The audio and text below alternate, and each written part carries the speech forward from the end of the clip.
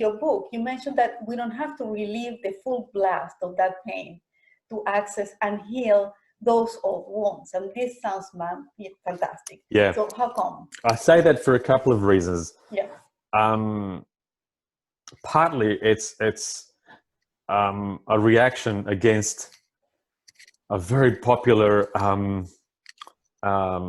trend with many of the schools of psychotherapy, you know, of the 60s and 70s and 80s that were intentionally regressive, and that there was a fairly widespread belief that what happens in psychotherapy is that you should go back and kind of relive and re-experience your worst moments, and that somehow this re-experiencing would release kind of a blockage from inside you, and then you then are ready to face the world renewed and healed. And yeah, thank you I for think bringing that Yes, caused a lot of harm. Yeah, I want to exhort you to keep talking because I have a problem with that too. Yes. Oh yeah, I mean, there is sometimes something about that in a cathartic moment but it's so nuanced and contextual, and to intend that for somebody, I think will be harmful. And also, I mean, so many of us have got some pretty deep scars in there, you know. Not only our parents, there's all kinds of things that we've lived through. And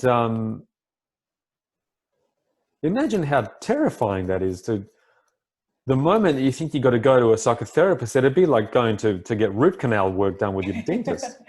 Because this person's gonna, the idea that I have to go and relive my worst nightmare in order to get well.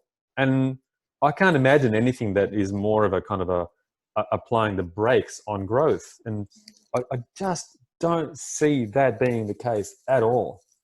On the other opposite pole of that is a kind of a denial that is so white-knuckled gripping that we can't feel. And look, ask me again in 20 years' time, I might have a different answer. But what I've learned, what my experience has been so far, is that you only need to go just close enough to your painful experience. I mean, imagine in terms of distance. You don't have to, say if you go to the beach and there's a wild ocean, you don't have to swim out past the breakers and get yourself drowned in that thing. Yeah. But if you stay too far, you won't feel what's going on. You take charge, because trauma is about having lost control. Untrauma is about reclaiming choice. So we do need to go just close enough that we can smell the salt, right? Just close enough to the experiences that out of that comes compassion. I like to call this the no wonder moment. Yeah.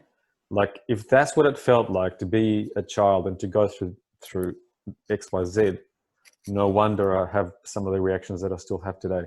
You don't have to immerse in the whole experience. Just that, if you like, call it the homeopathic taste of it. Yeah, that really hurt when that happened to me. It has a kind of a melting effect in your chest, in your heart, that you'll say quite naturally, no wonder. No wonder I react this way. That really scared me when blah, blah happened, or that really hurt when blah, blah happened. That's as close as you need to get. And then... I really like that. I really love that about the inner child journeys. The longer you spend back in those moments of shame and fear and pain, you just keep identifying yourself with that little guy that just, could not take control. So it's beautiful. It's beautiful. It brings you simplify it and bring it forward, and it's like, here, use it. Then compassion towards yourself is the accident that happens next. Yes. You cannot conjure that up. It floods you.